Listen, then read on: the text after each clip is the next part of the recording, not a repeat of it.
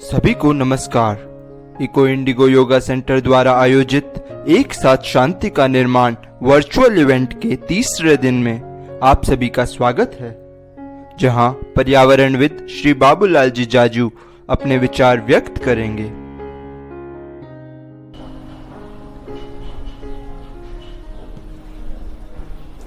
प्रणाम। पर्यावरणविद बाबूलाल जी जाजू आज हमारे साथ में हैं। पर्यावरण के लिए उन्होंने अनेक बहुत कार्य करे हैं और आज की जो वार्ता होगी वो शांति दिवस से रिलेटेड। तो मेरा पहला सवाल, पर्यावरण का क्या महत्व है शांति के लिए? पर्यावरण का महत्व बहुत सीधी सच्ची बात है। व्यक्ति को शांति बिना पर्यावरण संरक्षण के मिल नहीं सकती। अगर व्यक्ति शांति चाहता है, सुख चाहता है, जीवन में आनंद चाहता है, तो उसे पर्यावरण से जुड़ना होगा। अन्यथा वो दुखी तो रहेगा ही रहेगा, पर जीवन में उसको सिवाय परेशानियों के अलावा कुछ भी नहीं मिलेगा। जो जो हमने सभ्यता का पाठ पढ़ा, खूब आगे तरक्की की, त्यों त्यों हमने पर्यावरण को नष्ट करने का काम किया है। हमने पेड़ों को काटा है, जंगलों को बर्बाद किया है। पुराने जो हमारे ओरन वन थे उनमें हमने दखल अंदाजी की है, वन्य जीवों को मारा है, नदियों को बर्बाद करने का काम किया, तालाबों में, नदियों में हमारा शहर की नदी नालों का गंदा पानी डाला है, अतिक्रमण किया है, कचरा डाला है। तो ये तो बहुत सीधी बात है कि अगर आपको शांति चाहते हैं, सुकून चाहते हैं, और आपका जो थीम है विश्व शांति दिवस जो 14 से 21 सितंबर तक आप मनाने जा रहे हैं, लोगों को एक बताना चाहते हैं कि भाई शांति अगर चाहिए तो इस सप्ताह में जो कार्यक्रम करेंगे, तो उसमें आपको हर प्रत्येक व्यक्ति को, प्रत्येक नागरिक, चाहे वो बूढ़ा हो, जवान हो, युवा हो, खासकर बच्चे, आने वाला कल जो भविष्य है वो विद्यार्थी है, युवा है, उनको पर्यावरण से जुड़ना है, पर्यावरण संरक्षण करना है, वन्य जीवों को बचाना है, नदी तालाबों का संरक्षण करना है। इन्हें हम नहीं बचाएंगे तो हमारा भविष्य अंधकारमय है। शांति चाहते हैं तो पर्यावरण से जुड़ना जरूरी है, बहुत आवश्यक, बहुत आवश्यक। तो भीलवाड़ा में अभी आप पर्यावरण की स्थिति? भीलवाड़ा में देखिए, आज के 25-30 साल पहले हरणी की पहाड़ियाँ या शहर में मकानों के बाहर पेड़ पौधे नहीं होते थे, तो हमने विद्यालयों में स्वयंसेवी संगठनों के मार्फत जागरूक लोगों को जन जागरण अभियान चलाया। नगर विकास, नगर परिषद से हमने ट्री गार्ड बनवाए और निःशुल्क पौधे बांटने का काम हमारी संस्था पीपल फॉर एनिमल ने, इनटेक ने किया। हम हर साल हज़ारों की संख्या में प्रकृति विहार, जो मेरा खुद का बगीचा है, वह हम लोगों को निःशुल्क पौधे उपलब्ध कराते हैं। पौधे लगाने की विधि भी बताते हैं। पौधा आदमी ले जाए, पौधा ले जाना बहुत सरल है, पौधा लगाना बहुत सरल है। सवाल उस पौधे को बड़ा करना। जब पौधा बड़ा करोगे तो वो औषधि देगा, फल देगा, छाया देगा, नमी देगा, यानी आपको सुकून और शांति की जो बात करते हैं वो पौधे को बड़ा करने पर ही मिल सकती है। उन पौधों में परिंदों का आश्रय स्थल, यानी पक्षी बैठेंगे, चिड़ियाएं बैठेगी, जो उसकी चहचहाट की आवाज़ आएगी, उससे भी सुकून मिलेगा। इसलिए पौधे तो सुकून के अलावा कुछ देते ही नहीं है। अगर व्यक्ति को शांति चाहिए तो हर व्यक्ति को पौधे लगाने होंगे और चप्पे चप्पे पर पौधे लगाने होंगे, तो ही शांति की कल्पना की जा सकती है। हमने अत्याधुनिक युग में प्रवेश किया, गाड़ियों में घूमने लगे, बड़े बड़े बंगले मकानों में रहने लगे, लेकिन हमने प्रकृति का दोहन किया है। उसी का नतीजा है आज असहनीय गर्मी, वर्षा की परेशानी, आज पेयजल की दिक्कत है, तालाब खाली पड़े हैं, बांध खाली पड़े हैं। ये तो ठीक है जो चंबल से पानी आ रहा है, बाकी आज के 7-8 साल पहले, 5 साल पहले नसीराबाद से बिसलपुर का पानी नसीराबाद आता था, फिर वहाँ से ट्रेन से पानी आता था, फिर सप्लाई होता था। जिस दिन पानी सप्लाई नहीं होता था त्राई त्राई मच जाती थी। यानी जल वह चीज़ है जिसके बिना जीवन की कल्पना नहीं की जा सकती। शांति की तो बात छोड़िए, शांति तो तब मिलेगी कि आपको सुकून मिले, पीने को पानी मिले, पेड़ की छाया मिले। पेड़ क्या नहीं देता? प्राणवायु देता है। अगर हम पेड़ नहीं लगाएंगे तो प्राणवायु नहीं मिलेगी। प्राणवायु के बिना आदमी जी नहीं सकता, यानी आदमी की मृत्यु तय है।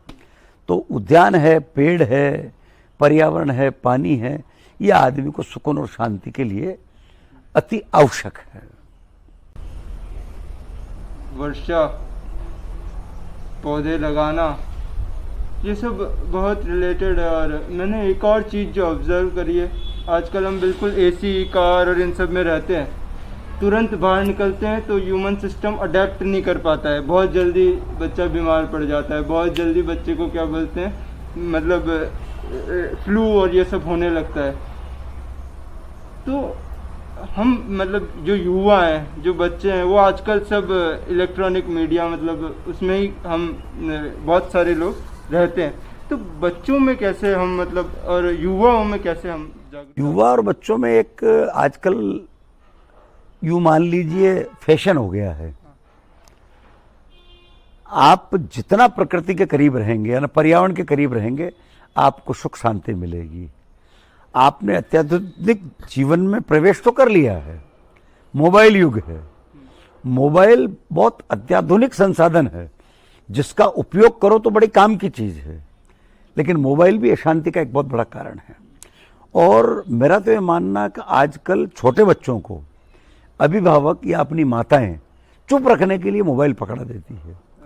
मोबाइल एक बीमारी का घर है, मोबाइल बीमारी का पहाड़ है, मोबाइल अशांति का बहुत बड़ा एक कारण है।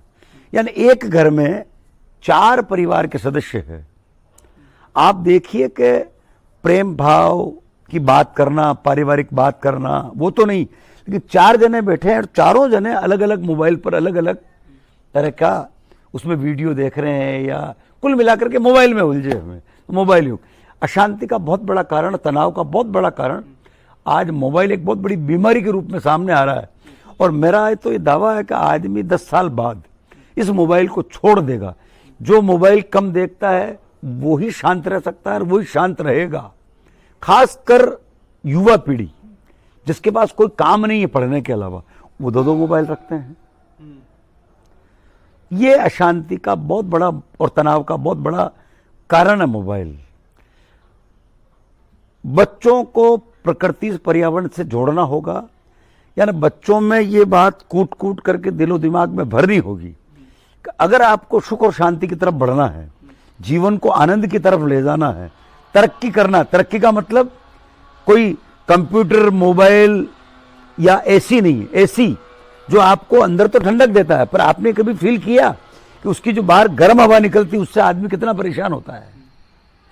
और वो आदमी खुले में घूम नहीं सकता, स्कूटर पे घूम नहीं सकता, जंगल में जा नहीं सकता, पहाड़ में नहीं जा सकता।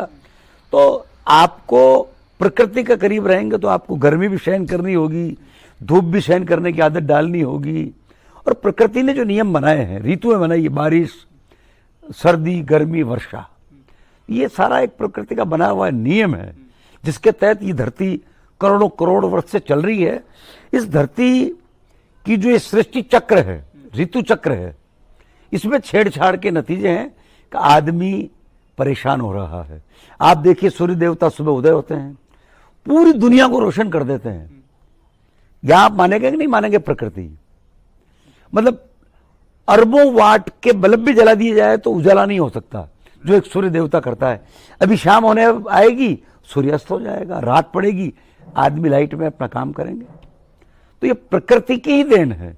अगर आपको शांति के करीब जाना है, शांति से जीवन व्यतीत करना है, क्योंकि जितना युग जो भागम पेल का है, आदमी के कोई काम नहीं। कोरोना काल में देखिए आप, कोरोना महामारी चाइना की देन है।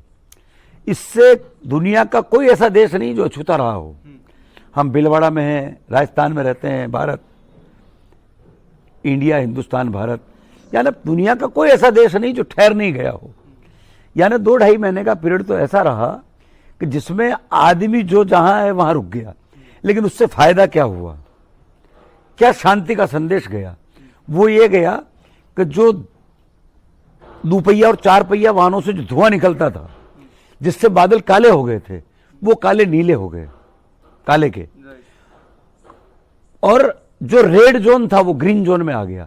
बादल के अंदर आपको तारे, और बादल के अंदर इतने इतने अच्छे दृश्य दिखाई देने लगे, और हवाएं जो जहरीली थी वो शुद्ध हो गई, नदियों में पानी साफ हो गया, चिड़ियाओं की चहचहाट सुनने को मिली, क्योंकि प्रदूषण फैलाने वाले वाहन सारे बंद हो गए। आज भारत में लगभग 20 लाख लोग हर साल केवल जहर से प्रदूषित हवा से मरते हैं। और राजस्थान जिसकी अपन बात करते हैं, यहां भी जोधपुर, जयपुर और भिवांडी 2 ऐसे जहरीले शहर, 3 जहरीले शहर है जिसमें अत्यधिक प्रदूषण है। दुनिया के 14 शहरों में राजस्थान के 3 शहरों का नाम है। तो ये हमारे लिए एक बहुत बड़ी प्राकृतिक त्रासदी है, या सोचने को मजबूर करती है कि हमें किस तरफ जाना है। शांति की तरफ जाना है तो हम हमारे दैनिक जीवन जो जरूरी काम है उसमें आप 2 पहिया वाहन का भी उपयोग करें, 4 पहिया वाहन का भी करें, लेकिन हफ्ते में 1 दिन आप डीजल पेट्रोल से चलने वाले वाहनों को रोकें, बंद करें, स्टार्ट भी ना करें। केवल कम दूरी के कामों के लिए साइकिल का यूज करें, जो आपको सुकून भी देगी, शांति भी देगी, उसके साथ साथ आपको आपके स्वास्थ्य को भी ठीक रखेगी। तो हमें कोरोना काल से तो कितनी शांति मिली कि हर आदमी ने अपना सर्वेंट, ड्राइवर सब बंद कर दिए थे, खुद का काम घर में कर रहा था और काम जल्दी निपट जाता था, और इतना सुकून और शांति मिलती थी कि बाजार की गंदी खाने पीने की चीजें सारी बंद हो गई थी। आदमी का बीमार होना तक बंद हो गया था, क्योंकि पूरे वातावरण में ही जो शुद्ध हो गया था। उसका कारण है कि पर्यावरण शुद्ध हुआ, इसलिए हम बीमार होना बंद हुए, और सारी प्रकृति और सारा जो सृष्टि चक्र है वो बिल्कुल बदल गया। प्रदूषण से पर्यावरण में बदल गया। तो ये हम सबके लिए एक कोरोना काल, इसको महामारी कहते हैं, मैं कह रहा हूं इससे बहुत बड़ी सीख लेनी चाहिए हमको कि कोरोना ने नेचर, कुदरत, प्रकृति का सम्मान करना सिखा दिया। आदमी प्रकृति, कुदरत, नेचर के करीब रहेगा तो ही वो शांति की बात कर सकता है, शांति की सोच सकता है। बाकी अशांति के अलावा कुछ भी नहीं है। जो अंकल बता रहे हैं, ये पूरा नेचर इंटरकनेक्टेड है, और युवा, बच्चे, उनके लिए सबसे इम्पोर्टेंट उन्होंने बताया ये जो डिजिटल टॉक्सिन्स है, ये बहुत बड़ा टॉक्सिन्स है। अंकल ने बताया इसको घर में रखने का मतलब, इसको अननेसेसरी यूज़ करने का मतलब, हम बहुत बार इसको बेड पे लेके सोते हैं, रात रात तक पूरे दिन इसको चलाए जा रहे हैं। ये सब अंकल ने बताया टॉक्सिन्स है। इसलिए आजकल डिजिटल डिटॉक्स वर्ड यूज करा जा रहा है कि एक और एक्सपेरिमेंट, बहुत अच्छा एक्सपेरिमेंट आप सब कर सकते हैं।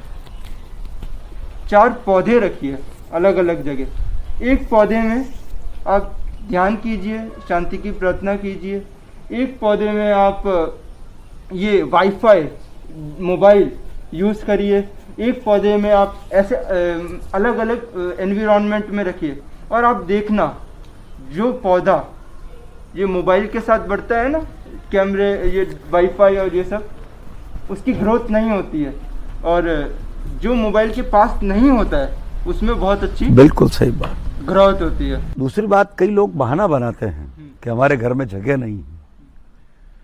आपको अगर आपके पास स्थान है घर के बाहर, तो आप अवश्य एक पेड़ लगाइए। पेड़ को पल्लवित करने 3-1 साल आपको ध्यान रखना है। कोई आदमी कहता है मेरे तो कच्ची जगह ही नहीं है अंदर बाहर, तो वो प्राणवायु देने वाले, जो शुद्ध प्राणवायु देते हैं, ऐसे गमले लगाए जा सकते हैं। और खासकर 3 तरह के पौधे, मनी प्लांट बहुत अधिक ऑक्सीजन देता है, स्नेक प्लांट, ये एरिका पाम जो हमारे पीछे पड़ा है, ये सबसे ज़्यादा ऑक्सीजन देने वाले हैं। और मेरा तो ये मानना है कि शांति की बात कर रहे हैं आप और शांति सप्ताह मनाने जा रहे हैं, मैं कह रहा हूं सबसे कम धन खर्च होता है पौधों में और पेड़ों में, और सबसे ज्यादा सुकून और शांति मिलती है पौधों से। जो प्रकृति के, जंगल के, पेड़ों के करीब रहेगा वही शांति की कल्पना कर सकता है, अन्यथा अशांति के अलावा कुछ नहीं है। ये राजस्थान प्रदेश जिसमें हम रहते हैं, आजादी के समय 37.5% जंगलों का प्रतिशत था, जो घट करके वन क्षेत्र था, 37.5% वन क्षेत्र, जो घट करके अब मात्र 9% रह गया है। 37,500 वर्ग किलोमीटर जंगल था राजस्थान प्रदेश में, वो मात्र 31,000 रह गया है। 13.5% जो वन क्षेत्र था वो घट करके मात्र 9% रह गया। सघनता जो 0.8 थी वो घट करके 0.2% रह गई है। इन सबका कारण है प्रकृति से हमने लिया ही लिया, प्रकृति को हमने दिया ही नहीं। तो लेने के साथ साथ देना सीखें, प्रकृति के नियमों की पालना करें, जितनी आवश्यकता है उतना लें। और पेड़ जिसमें औषधि भी लगती है, जो अनेक रोगों का इलाज करती है, जहां पौधे अधिक होंगे वहां वर्षा अधिक होगी, जहां पौधे अधिक होंगे वहां पक्षियों की चहचहाहट ज्यादा होगी, और जल की विकराल समस्या होती जा रही है। पेयजल उपलब्ध नहीं है, शुद्ध पेयजल है ही नहीं। अगर आपको शुद्ध पेयजल चाहिए तो अधिक से अधिक पौधे लगाएं। आप देखिए जहां पौधे ज्यादा हैं वहां वर्षा का अनुपात अधिक होता है। भीलवाड़ा जिले में मांडलगढ़ एक ऐसी तहसील है जहां 56% वनों का क्षेत्रफल वो केवल मांडलगढ़ जिले में है। मांडलगढ़ जिले में जितने बांध है, जितने तालाब है, वो सबसे पहले भरते हैं, इसलिए कि वहां वन ज्यादा है। तो वन ही एक ऐसी वस्तु है जो बादलों को आकर्षित करती है। बादल गरजते तो भीलवाड़ा में है, लेकिन जब सुबह आप समाचार पत्र पढ़ते तो आपको पता लगता कि बादल फटे हैं मांडलगढ़ में। तो मांडलगढ़ में आज भी आप देखिए समाचार पत्रों में जो डैम भरा है वो मांडलगढ़ क्षेत्र का भरा है। तो वर्षा को बुलाने के लिए भी पेड़ों में चुंबक जैसी ताकत होती है, उसमें आकर्षण होता है। और पेड़ों का अंकल बता रहे हैं कि मैंने ये सुना है और फील भी किया है कि पेड़ जो पॉजिटिविटी अब्जॉर्ब करते हैं, पेड़ के अगर आप पास बैठेंगे तो तुरंत आपको पॉजिटिव फील होगा, वो आपकी नेगेटिव फीलिंग्स समाप्त कर देंगे। संगीत और पेड़ ये दो ऐसी चीजें जो आदमी को इतना सुकून और शांति देती है कि आप कल्पना नहीं कर सकते। आदमी दौड़ रहा है, उसको स्वयं को पता नहीं कि मुझे कहां जाना है। प्रकृति के जितना दूर जाएगा सिवाय शांति के अलावा कुछ नहीं मिलने वाला है। और आने वाला जो कल है वो स्थितियां, मैं तो ये दावे से कह सकता हूं कि अगर आप प्रकृति के करीब नहीं रहे, पेड़ों का ध्यान नहीं रखा, तो जैसे आप पेट्रोल पंप पर जाकर के स्कूटर चलाने के लिए पेट्रोल भराते हैं, उसी तरह आपको प्राणवायु पाने के लिए इसी तरह पंप लगेंगे और छोटा सा टैंक आपके माथे पर रखने आएगा, साइड में पीछे पीठ पर, उससे आप प्राणवायु लेंगे, तब आपका जीवन चलेगा। इसको आप अभी हंसी में समझ लें, लेकिन वास्तविकता यही है। अगर आपको शुद्ध प्राणवायु लेनी है तो आपको पेड़ लगाने होंगे, जंगल में जाना होगा। भीलवाड़े का स्मृति वन है, उद्यान है, आप देखिए कितनी ताजी हवा मिलती है। ये स्मृति वन भीलवाड़ा का लंग्स है, भीलवाड़ा हरणी की पहाड़ियाँ लंग्स है। हमने अरावली की जितनी पहाड़ियाँ थी उन सारी पहाड़ियों को काट करके बर्बाद कर दिया। हमने सारी नदियों को पॉल्यूट कर दी, सारे तालाबों को गंदा कर दिया। भीलवाड़ा में झीलें हैं, मानसरोवर, नेहरू तलाई, गांधी सागर तालाब, उसमें शहर की गंदगी जाती है।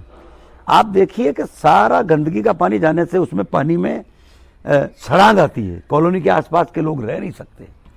तो ये झीलें ऐसी जो आनंदित भी करेगी, सुख और शांति देगी।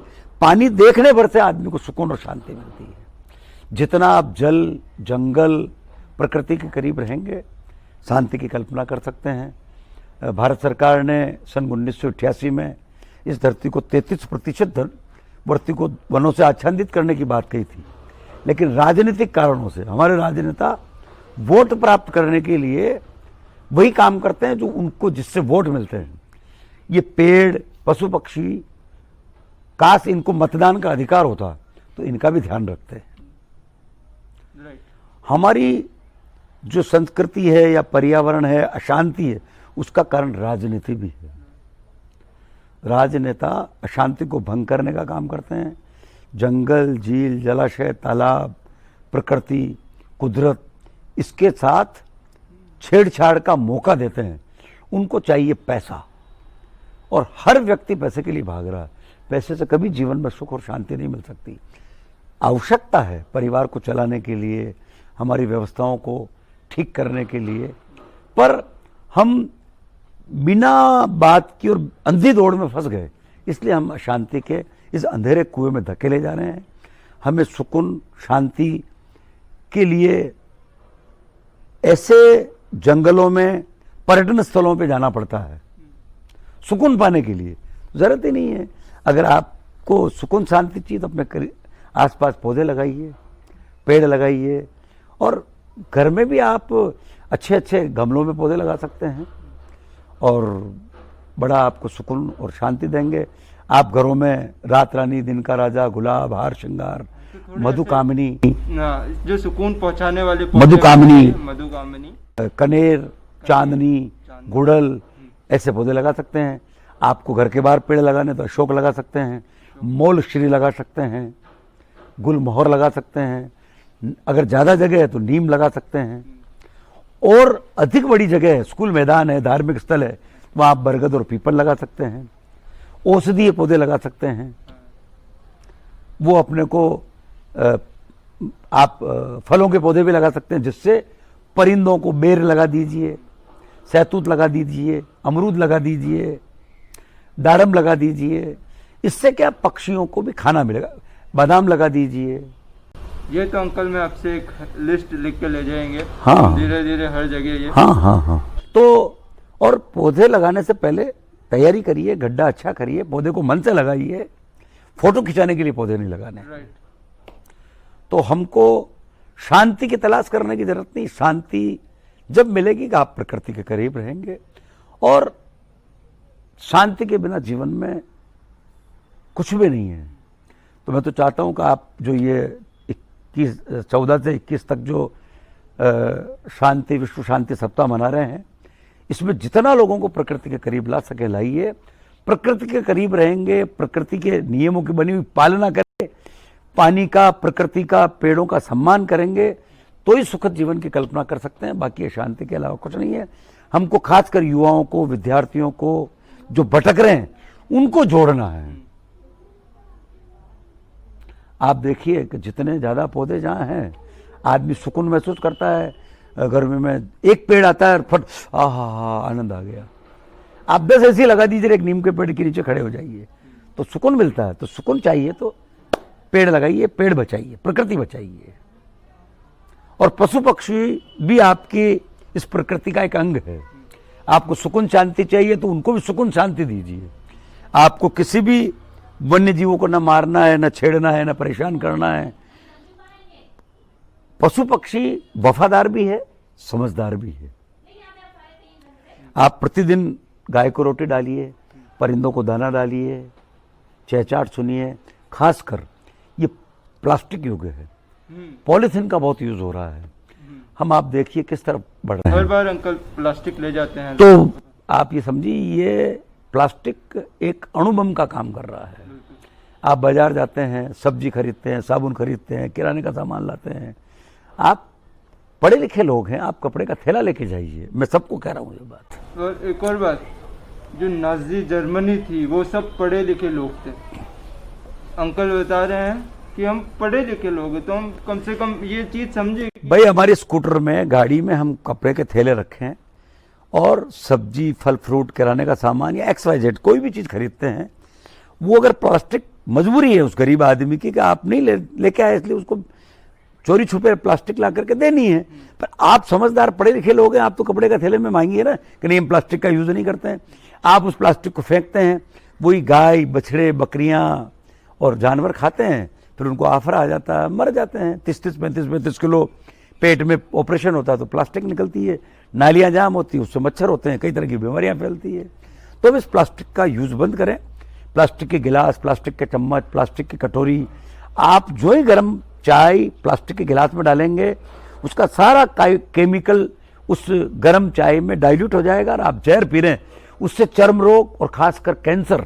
आप देखिए अभी प्रकृति के दूर जा रहे हैं और प्लास्टिक का यूज कर रहे हैं तो कैंसर की बीमारियां बहुत बढ़ रही है। इसको अगर आप रोकना चाहते हैं तो प्लास्टिक का यूज बंद करिए, प्लास्टिक का यूज मत करिए। अगर आपको सुख और शांति चाहते हैं तो प्रकृति के करीब रहिए, पेड़ लगाइए, पॉलीथीन का यूज बंद करिए और जन जन को ये संदेश दीजिए, तो जाकर के आप सुख और शांति की स्थापना कर सकते हैं। अन्यथा सिवाय कष्टों के अलावा कुछ भी नहीं। अंकल ने ये छोटे अपने इंटरव्यू में हमको बहुत सारे बेनिफिट्स बताए और अंकल ने जो सबसे इम्पोर्टेंट जो दिल को टच करा कि हम सब हमेशा ये सोचते हैं मैं कैसे ये ले लूँ, कैसे ये ले लूँ, कैसे ये ले लूँ, केवल दिमाग से काम लेते हैं। अगर हम पेड़ लगाएंगे हम धीरे धीरे तो हमारा दिल भी कोमल बनेगा, हमको पता लगेगा ये पूरी प्रकृति एक दूसरे से इंटरकनेक्टेड है और इससे हम ही नहीं है, केवल इंसान ही नहीं है। अंकल जैसे जुड़े हुए हैं तो अंकल बता रहे इसमें हम नहीं है, इसमें बहुत सारे, इसमें पेड़ है, इसमें पशु है, ये उसमें और भी कई लिविंग पर्यावरण चक्र है। ये पर्यावरण चक्र को अगर पारिस्थितिकी तंत्र और पर्यावरण चक्र को ठीक से रखना तो हमको इन सब घटकों को जोड़ करके चलना पड़ेगा। आपने मान लिया कि मेरा ही अधिकार है इसलिए आप सावन की डोकरी, तितलियां, कई तरह के ऐसे परिंदे, खासकर गुरैया आजकल नजर नहीं आती, गिद्ध जो इस धरती का सफाई कर्मचारी है, जो मरे जानवरों को खाता है, अंतिम उपभोक्ता है खाद्य श्रृंखला का, आप उसकी 97% संख्या कम हो गई।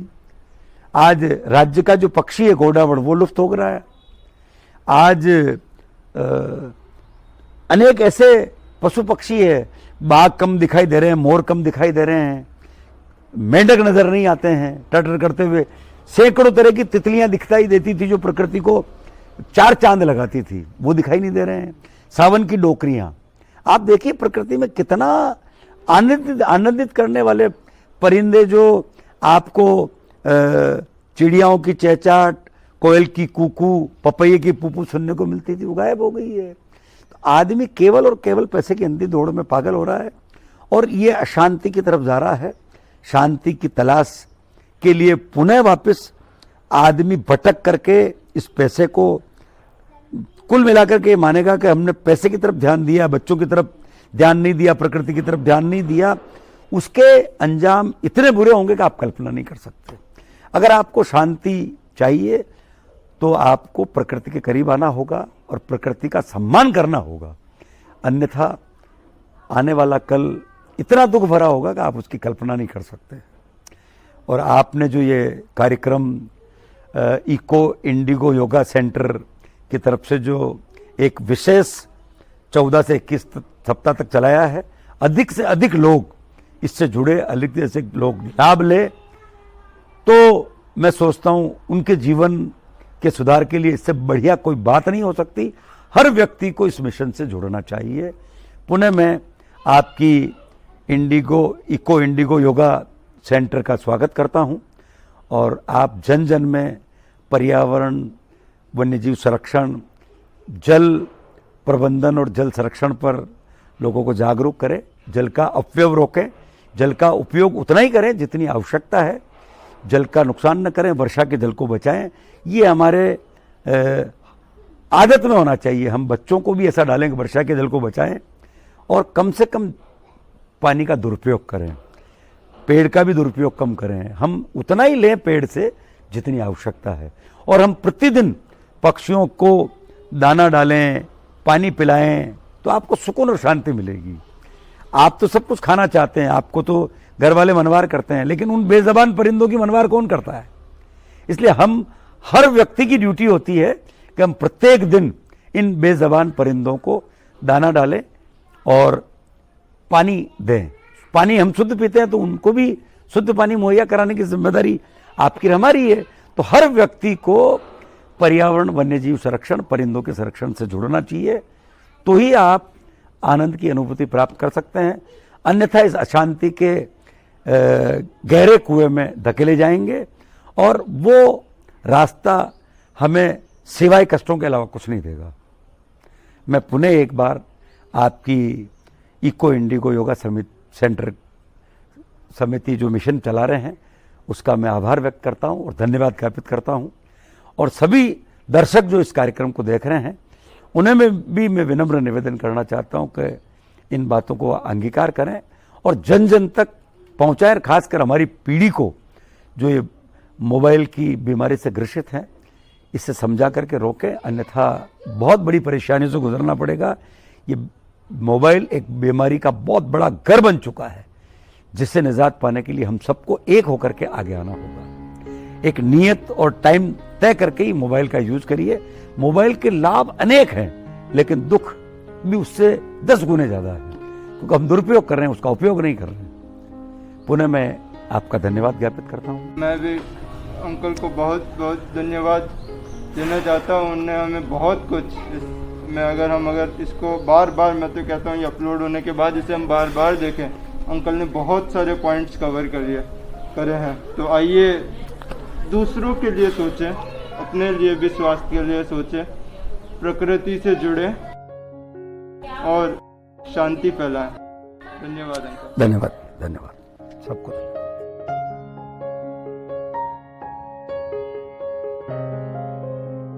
हमें विश्वास है आज हम सब ने जरूर कुछ सीखा होगा। कल फिर मिलेंगे शाम 7 बजे। नमस्कार।